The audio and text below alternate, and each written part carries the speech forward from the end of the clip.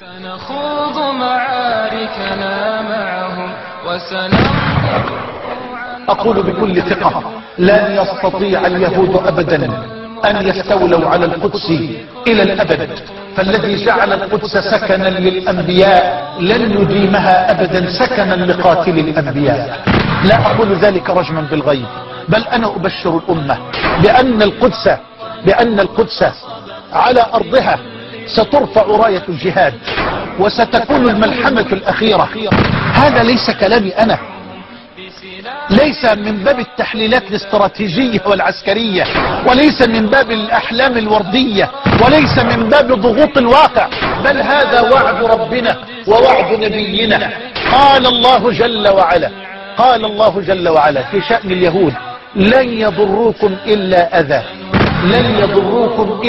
أذى وإن يقاتلوكم يولوكم الأدبار. خلي بالك من البشرة دي: ثم لا ينصرون. هل تصدقون الله جل جلاله؟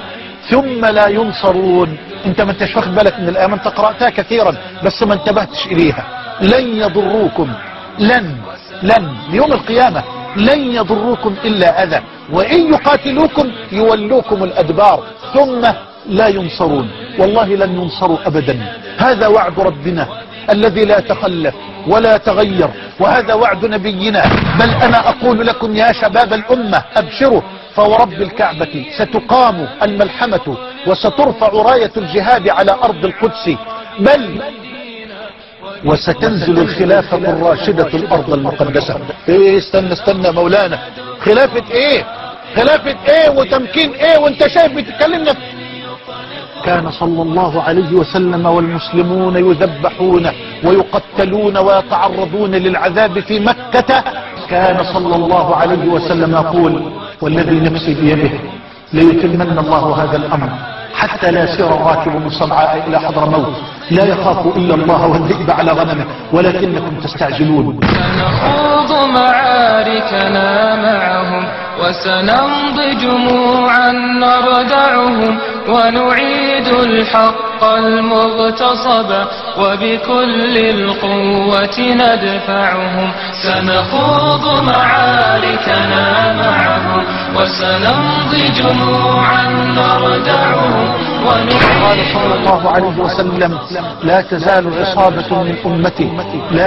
عصابة من أمتي يقاتلون حول أبواب دمشق، على أبواب دمشق وما حوله، وعلى أبواب بيت المقدس وما حوله، لا يضرهم من خذلهم، ظاهرين على الحق إلى أن تقوم الساعة.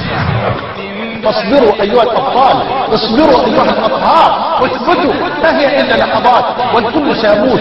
موتوا بشرف، موتوا بكرامة. لن نترك شبرا للذل، ستمور الأرض وتحرقهم، في الأرض براكين تغلي، لن نرضى بجزء محتل.